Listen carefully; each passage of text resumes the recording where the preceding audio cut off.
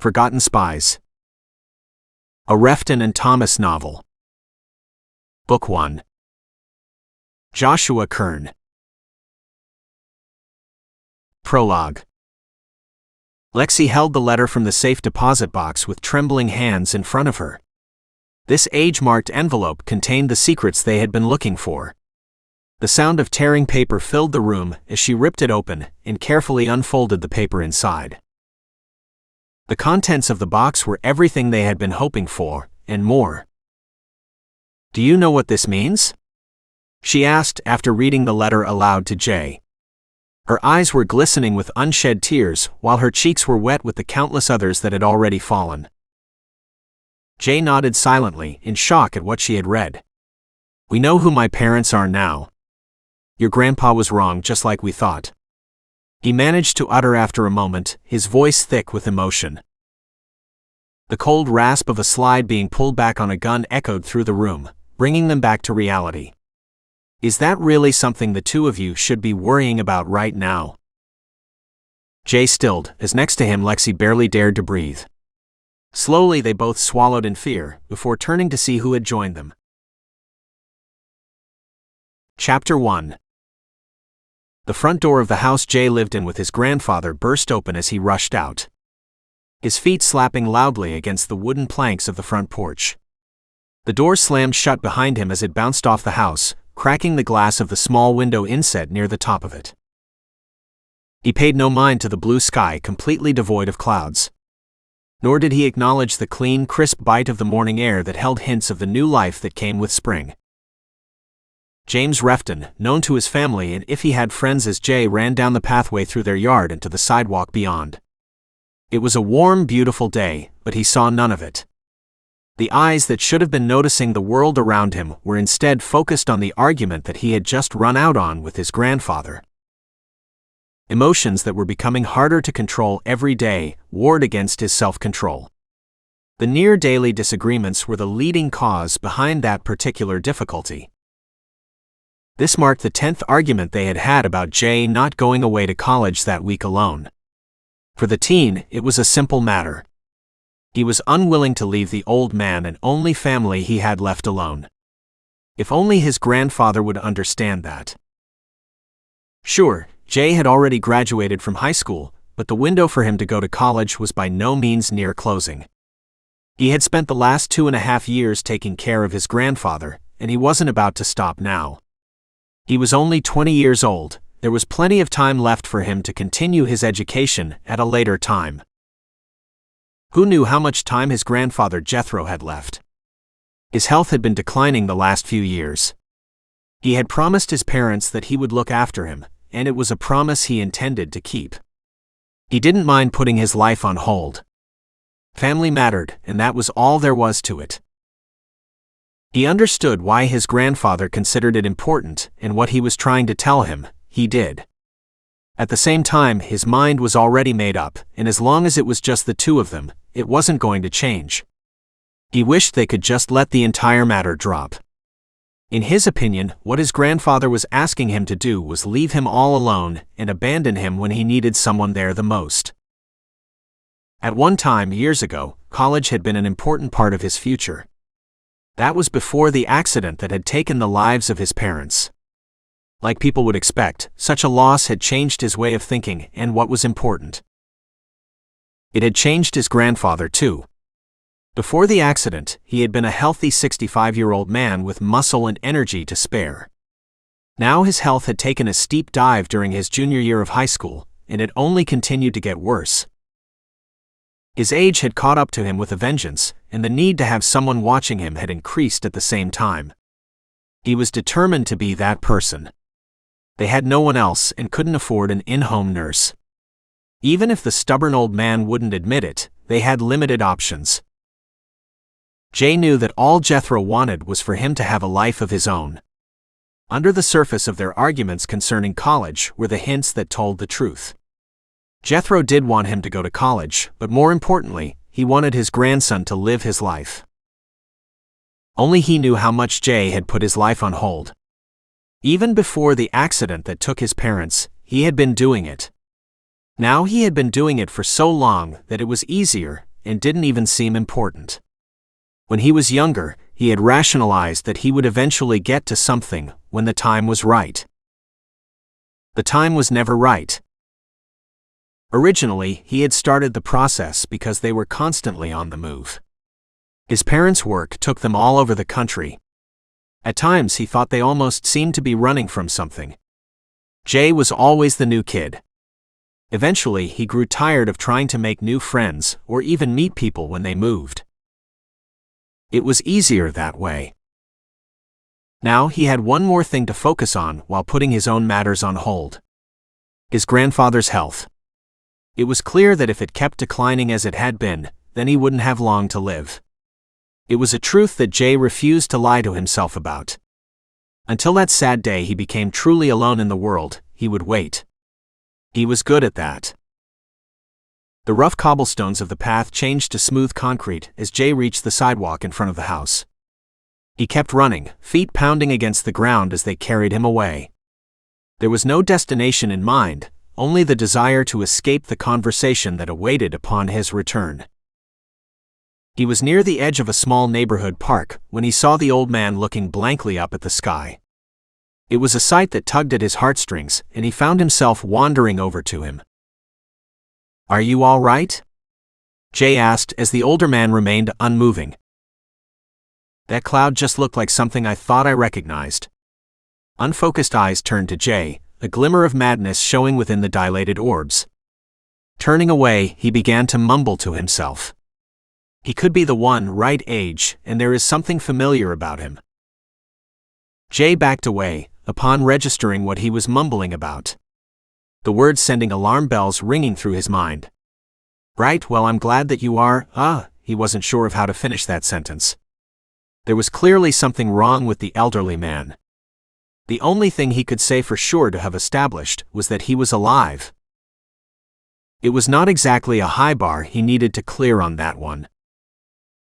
The mumbling stopped, and an arm flailed about as he tripped and fell to the ground in confusion. Jay rushed back to him, as he didn't want the barely coherent man to hurt himself. He had lived with his grandfather for long enough to know just how fragile older people could be.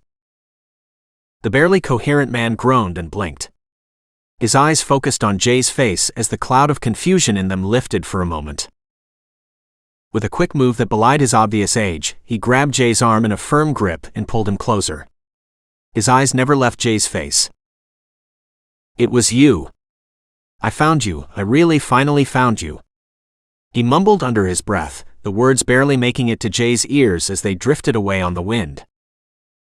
The young man held back the desire to escape and leave the mentally ill man on the ground. Instead, he helped him to his feet. "I'm all right, no harm done." He gave Jay a quick grin before continuing. "Follow me. I want to show you something." The old man's grip changed slightly as he struggled to straighten his back, pushing back against the stoop that had developed.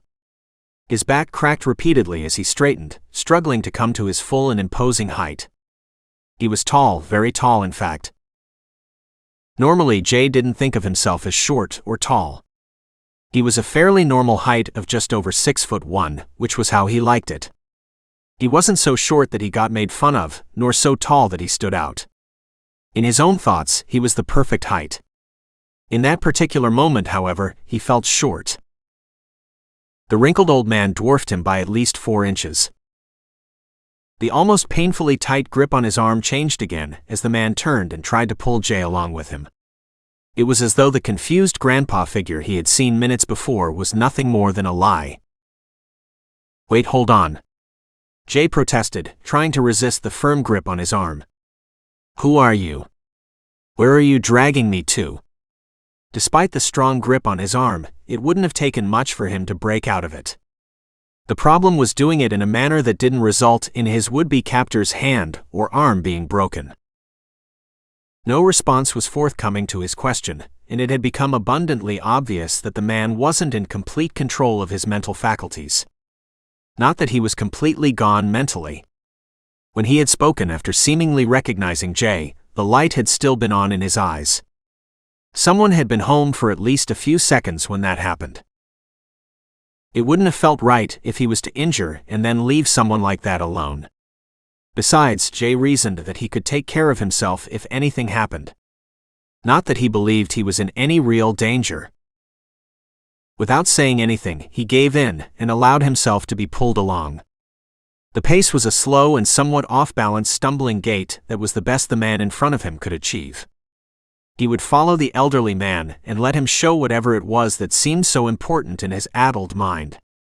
If it was real. After that, he would try to leave, making sure that he got back to his home and grandfather, hopefully safely and in one non-axe murdered piece. If the two items were somehow one and the same, in that it was real and he was safe, then even better. Regardless of what would or could happen because he followed him, it at least gave him the opportunity to keep him safe. Plus, there was the side benefit that this little adventure was helping to keep his mind off the argument he had earlier with his grandfather. Jay found himself being pulled across the street and into the front yard of someone's house. Skirting the side of the blue-painted two-story structure, they entered the backyard of it, and then another house. From there, he followed along as they crossed one street after another, and wandered through an ever-increasing number of yards. He was rather impressed by the stamina the old man seemed to possess. They had been walking for well over 10 minutes, and the person he had taken to be a weak, frail man of advanced age didn't seem to even be out of breath.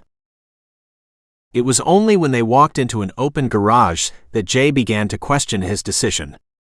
Before he could think it over or feel any misgivings, he was tugged inside the house. Finally, he was beginning to realize just how far gone the man was. It was too late to do anything by that point, as the man stopped and looked at the landing above them. His grip on Jay's arm tightening as the teen looked up. A striking brunette who looked to be in her late 20s or early 30s stood above them, looking down in shock at the intruders in her home. Her eyes focused on Jay as she cocked an eyebrow and shot him a questioning look. The old man started walking again suddenly, the painful grip he had on Jay's arm pulling the unwilling young man along as well. Jay shouted a quick "sorry" over his shoulder as he was dragged through the house and into the backyard. A beautiful back patio spread out under his feet, dotted with wicker-made chairs. Green grass trimmed to near perfection could be seen in the cracks of the patio before joining fully with the rest of the grass. The painful stranglehold grip on his arm eased and lessened before disappearing entirely. Swinging his now freed arm in relief, the muscles twinging gratefully as fresh blood flowed into them. Standing back out of reach, he watched as the old man sat down in silence. The sun-heated wicker chair flexing underneath his weight. Jay glanced back to the house and then to the man, deciding it was unlikely that he was going to get back up right away. He needed to go and apologize to the woman inside before she decided to call the cops on them. Going to jail for helping someone was not on the list of things he wanted to accomplish in life. He had only just turned completely around when another younger beautiful brunette flew out the door in her rush. "Grandpa!" she screamed, bounding past Jay with great long strides that would have been impossible for anyone not in shape. He could only stand there stunned as she passed him without a second glance. "Lexie!" he breathed out in a disbelieving mumble, spinning around to watch her. He shook his head at the ridiculous thought. Still, the more he looked at her, the more the image from his past intertwined with the young woman in front of him. He hadn't seen her in years, but he was increasingly sure that it was her. She had been his best and most mysterious friend growing up. Somehow she always showed up whenever his family moved. Each time she did, they would just pick up where they had left off like no time had passed at all, in the way only kids can. The last time he had seen her was 7 years ago, when he was 13 and she was 12. She had been his last and only true friend. Not a day had passed in those 7 years where he hadn't wondered what had happened to her. If she was all right, how she was doing. She had always been a cute girl growing up, but seeing her as an adult for the first time was something else entirely. She had a slightly rounded face, with shoulder-length hair in the front while it tapered out shorter in the back. Her eyes had always intrigued him. They were the purest hazel-colored eyes he had ever seen. No matter what she wore, they would change to match her clothes without leaving a hint that they had ever been any other color. Right now they looked violet, mirroring the color of her shirt. All told, she couldn't have been more than 5'2" in her flat purple Converse shoes. She rushed to the old man and grabbed him around the neck in an angry and desperate hug. It was something she could only accomplish because he was still sitting down. "Where have you been? We've been trying to find you all morning. We were just about to start making calls to the police and hospitals." She questioned him angrily. She didn't wait for a response before turning to face Jay. "And you," she paused, a confused frown flickering across her face as she finally realized who he was. "Jay?" Jay read her lips more than he heard her say his name, she was so quiet. "Hi Lexie, it's been a long time. How have you been?" He said as nonchalantly as possible, all the while freaking out inside. "How have you been?" "Really?" Jay berated himself, mad that he hadn't come up with something better. Anything would have been better, he thought. He couldn't have told her she looked beautiful, or just simply given her a hug and remained silent. Her eyes widened and began to water as she heard him confirm her suspicion. It was the first time she had spoken, much less seen her friend in years. "What? Why? How?" She shook her head before he could respond and started over. "Thank you for bringing him home. I hope he wasn't much trouble. Where did you find him?" She simultaneously thanked and implored him, ignoring for now what she really wanted to know. Namely, how had he been, how were his parents, and more than anything else, how was he here with her now? Jay knew that she wanted to ask him more than that. The aborted questions and look on her face told him as much. It wasn't the right moment for their reunion. That would have to wait a little longer. He was a little slow on his own response, as he was too busy taking her appearance in. She was gorgeous, and her skin had a healthy glow to it. More than anything though, after not seeing her for so long, she seemed nothing short of perfect. Before Jay regained the use of his tongue that he was struggling to keep in his mouth and respond, her grandfather interjected on his own. "Quiet for a minute, Lexie dear. I have something that I need you both to hear, and then something that I need to show you as well." He paused, looking incredibly excited about whatever it was that he had to say. Lexie turned her attention from Jay and focused on her grandfather once more. "Lexie." He paused once more to grasp her upper arms in both hands to make sure that he had her full attention before continuing. "Lexie, this is your brother." He finally blurted out explosively, his head turning to Jay as he did so. Chapter 2. Nobody said anything. Jay shook his head and gave an awkward laugh. What had he really expected? The man was clearly crazy after all. Regardless, seeing how serious the old man was as he spoke nearly caused his mind to go blank in momentary panic. It didn't matter that what he had said made absolutely no sense at all. Jay was an only child. Only child, as in without any siblings. Lexie was his best friend, or at least she had been. They had only just found each other again, literally moments before. Lexie twisted her head to look at Jay, her face mirroring his own in a twin mask of blank, disbelieving surprise. Both were wondering what the heck was going on inside her grandfather's addled mind. She quickly dropped her gaze to the ground in front of her and focused on her shoes. Bringing a hand to her face, she covered her eyes in shame and to avoid Jay's own searching eyes. She couldn't hide the embarrassed blush that stained her cheeks and spread down her neck until it enveloped her arms as well. Her grandfather released her arms, and without any sign that he had seen their reactions, stood. His eyes were focused on a corner of the backyard, as he motioned for them to follow him. He walked quickly off the patio and onto the grass. Lexie finally raised her head, letting the hand that had covered her eyes fall at the same time. The color of her eyes had morphed into a violent and stormy shade of violet. There was a silent and almost heartbreakingly needy plea etched across her face. Despite their time apart, he could still read her silent cues. She was begging him to play along with whatever craziness her grandfather had in store. It was something she couldn't bring herself to ask him out loud, and he wasn't going to make her. Jay smiled and with a slight nod held one hand towards the backyard and the other to her. He was letting her know that he would follow her lead. They hadn't had a chance to talk or reconnect in private, but she was asking for his help. Regardless of everything else, he still considered her his friend and kindred spirit. Lexie wasted no time in taking his hand in hers and following closely behind her grandfather. Neither noticed when exactly Jay's thumb started to softly circle and massage the back of her hand. It wasn't until her pinky started to caress the inside of his wrist that Jay noticed at all. Lexie made no further move to acknowledge the action, keeping her eyes firmly fixed on her grandfather's back. To address it would mean also potentially talking about what her grandfather had just said. It was not a long walk. The backyard, while nice and obviously cared for, was still part of a small suburban plot. They were led to a fire pit that occupied the back corner of the property. It was tucked away from everything and angled just right so that it would be hidden from the house. Lexie's grandpa knelt next to the pit and almost immediately started mumbling to himself again under his breath. Lexie's hand tightened around Jay's as she witnessed this. Reaching into the pit, he began pulling up the rocks that lined the bottom and sides.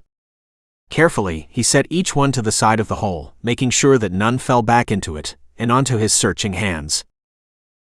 Jay glanced down at the hand that was tightly gripping his own. The inside of his wrist already missing the caressing movement from earlier. Lexie saw the action and looked down at their joined hands. Her eyes were shaking as she looked up and met his for a second, before hurriedly entangling their conjoined hands. A hint of red entered her cheeks, giving them color once more. Focusing on what was happening in front of them, they watched as Lexie's grandfather dug through the rocks. That he had something to show them was apparent, though neither had any idea what he might have buried under the pit. A shadow covered the sun for several seconds as the previously clear blue sky started to fill with dark, heavy clouds. The temperature dropped a couple of degrees, and the sweet, earthy smell that always precludes rain began to fill the air. Still, the old man kept removing stones through it all. His hands not stopping, as he failed to even notice that it had gotten slightly colder and darker. Finally, he stilled, his fingers touching the dirt at the bottom of the now rockless fire pit. A grunting noise filled the air as his arms flexed, and he struggled to lift whatever it was from an awkward position. Stepping forward, Jay finally thought to offer his help to the old man. He did not need it. Still, he moved back from the pit, grateful for the momentary distraction it had provided from the brunette standing by his side. The old man gave a final grunt and lifted a metal lockbox of some kind from the ground and dumped it unceremoniously at their feet. The unsecured and rusty lid flopped open with a groan from the equally rusty hinges as it hit the ground at an angle. Flakes of paper, dirt, and bug remains spewed out of the opening. The inside was filled with the dried remains of insects and pieces of paper that had been mulched into several nests. Whatever he had stored in it was now gone, destroyed by the elements and hungry bugs searching for a home. Lexie's grandfather started ranting and raving at the sight of the ruined box. Words that were barely coherent flooded from his mouth. The words "too late" and "it's all gone" kept coming up. He stood next to the box, shaking his fists and ripping at his hair. He kicked the lid shut hard enough that the weakened hinges broke, sending the metal top bouncing onto the grass. All the while, her grandfather continued his incoherent ranting. The bouncing rust cover drew Jay's attention. There was something taped to the bottom of the lid. A single folded piece of paper was stuck there. Quickly he bent down and retrieved the paper, taking care to not damage it any more than it already was. He showed the water and rust-stained edges of it to Lexie as he did so.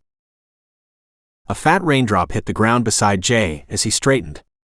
Quickly he placed the paper in his pocket, being careful of the edges. The fabric of his jeans would at least protect it a little. Lexie grabbed her grandfather's arm and began to drag him back in the direction of their house. It was impossible to calm him down, and he kept pulling against her. "Do you mind helping out here? Help me get him calm or at least back inside." She snapped at Jay angrily. "We need to get him and ourselves out of the rain." Jay grabbed the arm she wasn't holding as quickly as he could, shocked into the movement at her angry tone. They had to fight the old man for every step they took as they forced him back towards the house. Rain started falling around them with a vengeance, soaking them before they had even made it halfway back to the house. The grass quickly grew slick, making them fight for every step forward. Standing at the opening of the house, holding the door open for them, was the same lady that Jay had seen on the landing earlier. She was shaking her head sadly as she saw how they were forced to nearly carry the deranged man. Lexie and Jay dragged him through the door and into the house with a quick nod at the lady holding the door. Lexie led them through the house and into a bedroom, where they forced her grandfather down. "Hold him still. I'll be right back," Lexie demanded as she left the room. Lexie returned a moment later with the woman in tow. In her hand she held a couple of pills and in her other, she had a glass of water. Jay tried to hold the struggling man still as they forced first the pill and then the water into his mouth. His eyes were wide at what he was helping them do. Lexie joined him on the bed, taking hold of an arm as she did so. They continued to hold him, ignoring how wet and cold they both were. Finally, the old man quieted and fell back onto the bed. His eyes were glassy and unfocused as he continued to mutter softly to himself. Lexie released her grandfather and took Jay's shivering hand. "Come on, follow me. We need to get you out of those wet clothes," she told him as she pulled him from the room and pushed him into another. "There's a shower through that door, and there should be a robe hanging on the door that you can use," Lexie said, pointing toward the door in question. "Get warmed up first. Then bring your wet clothes out when you are done, and we'll put them in the dryer." She finished speaking and fled from the room without another word. Jay stripped as quickly as he could and stepped into the steam-filled shower. Relishing in the sting it caused on his chilled skin, and the warmth that rapidly sank into the depths of his body. Despite that, he remained under the steaming spray, his mind going in circles. He wanted to go over everything that had just happened, but he couldn't bring his confused mind to focus properly. Jay stayed in the shower for another minute before giving up and shutting off the water. Putting on the soft blue robe that hung on the door, he wrapped his soaked clothes in a towel and left the bathroom. Stepping from the room, he followed their path from earlier, stopping when he saw Lexie standing in the kitchen. Lexie opened the refrigerator to her side when she saw him and withdrew 2 bottles of water. Turning to offer one to Jay, she tossed it to him lightly, at the nod of his head. Walking over to the counter and with a cute little hop, she sat on top of it, crossing her legs in front as she did. "So," she began as she fingered the lid of her water bottle. "What was the paper that you found?" she asked, obviously ignoring everything else that had just happened. "Oh no you don't," Jay told her firmly, standing there in his soft blue bathrobe with his towel full of wet clothes in hand. "Just wait for now, we can talk later," she told him softly, looking at her feet as she did. Jay swung the towel onto the counter with a grunt as he dug through his wet clothes to find his pants, pulling out the damp piece of paper when he found them. "Lexie," Jay started, only to be interrupted as they were joined by a third person. Closing his mouth angrily, Jay carefully unfolded the wet paper beside Lexie's leg. "It got a little wet," Jay ground out pointlessly, feeling his jaw click painfully as he unclenched it to speak. Lexie sighed beside him. "Jay, I'm sorry. I know we need to talk, but later please," she pleaded in the same soft one as before, with a quick look at the lady that had joined them. "Now before we do anything else, I believe introductions are in order," Lexie said as she hopped off the counter. "Jay, this is my Aunt Tracy. Auntie, this is Jay. He's the one who brought Grandpa back, as you know." "I'm really sorry about before," Jay interjected hurriedly at the mention of what he had done earlier. "I was just trying to keep an eye on him. I didn't mean to enter your house without permission." Tracy waved away his apology. "It's fine. I figured it was something like that. He's been getting worse lately, so thank you for taking care of him. I'm just glad you were there to help." She focused her gaze on the paper Jay had spread out on the counter. Putting everything else aside for the moment, what is that? Jay looked at the paper before responding. I'm not actually sure. We haven't had a chance to read it yet. He looked over at Lexie as she joined him, her eyes on the paper. It looks to be an article of some kind, I think. I think that is French there at the top and then English at the bottom. Lexie told them. It looks like a newspaper article from a French paper. Tracy said, peering over Lexie's shoulder, suddenly very interested. The English at the bottom must be a translation of what it says. Jay skipped the French section at the top since he didn't speak the language, and quickly skimmed the translation at the bottom. It seems to be an article about a house fire that took the lives of a family in France. It says that the fire killed the mother and father, along with a young toddler-aged boy. Their daughter is alive and being treated at the hospital. Jay quickly summarized, feeling them both stiffen at his sides as he spoke. Where is the date? What does it say the date is in the article? Tracy demanded in a whisper, backing away from the counter. Jay saw her hand reach out and grab Lexie's tightly. Hold on, Jay began. It's dated 18 years ago, on the 20th of June. Lexie interrupted him, whispering now as well. Right. Jay agreed with her, stopping as he saw how they were both reacting to the article. Why does he have this? Lexie demanded as she turned to face her aunt. I don't know, she began to reply before Lexie spoke over her. I thought we got rid of all the articles he had on that fire, a long time ago. Tears were in her eyes as she spoke. I thought we did as well, obviously we missed one. Tracy said, looking at the wet paper with a puzzled look on her face. I don't remember this one though. Not only that, but what it says is slightly different from the others. Jay cleared his throat, drawing their attention before speaking. Can I borrow a phone while the two of you talk? I need to call my grandpa and let him know where I am. And maybe something with the address of this place as well? Lexie briefly perked up and then slumped as his words sank in. You're not here with your parents? Jay struggled to maintain a straight face at her innocent question. No, not this time. He answered her in a strangled whisper. Clearing his throat once more, he spoke louder. I left the house after having an argument with my grandfather. I sort of left my wallet and phone there when I did. I ran into your grandfather soon afterward, and well. He trailed off with a shrug. Trace's head shook lightly to side as she answered him. We don't have a landline here, so just use one of our cell phones instead. If you want to stay for dinner, then he is more than welcome to join us as well. She told him as her eyes flicked between his and Lexie's. No doubt trying to figure out what was going on between them. Is that all right, Lexie? She asked, focusing on her niece. Yes, Jay and I have a lot to catch up on. Lexie responded enthusiastically, jumping at the opportunity her aunt had given her. Tracy's eyes widened at Lexie's response. Your name is Jay? The name finally clicking in her mind, despite the earlier introduction. Jay looked at Lexie, puzzled, before replying. My name is actually James, but first go by Jay. Tracy's gaze turned to one of disbelief as she turned to look at her niece. Jay? As in the little boy you used to have a crush on. The same one that kept showing up wherever we moved. I thought he was make-believe, an imaginary friend or something. Lexie's cheeks reddened in embarrassment at her aunt's words. She didn't respond except to look at Jay from the corner of her eyes.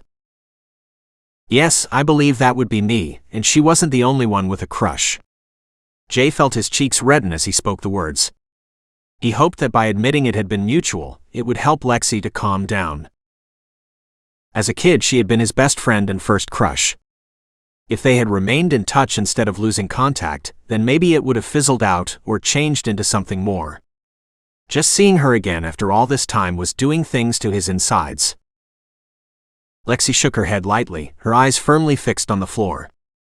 Her cheeks were blazing red as she reached into her back pocket and withdrew a cell phone. Jay took the offered phone, gripping it as far from her hand as he could. his stomach growing unbearably heavy as he did. They had too much to talk about to worry about that right now.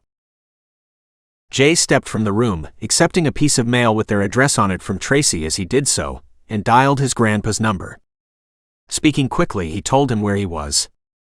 After telling him that they had been invited for dinner, he hung up and walked back into the now silent kitchen. Tracy looked from Lexie to Jay as he walked into the room.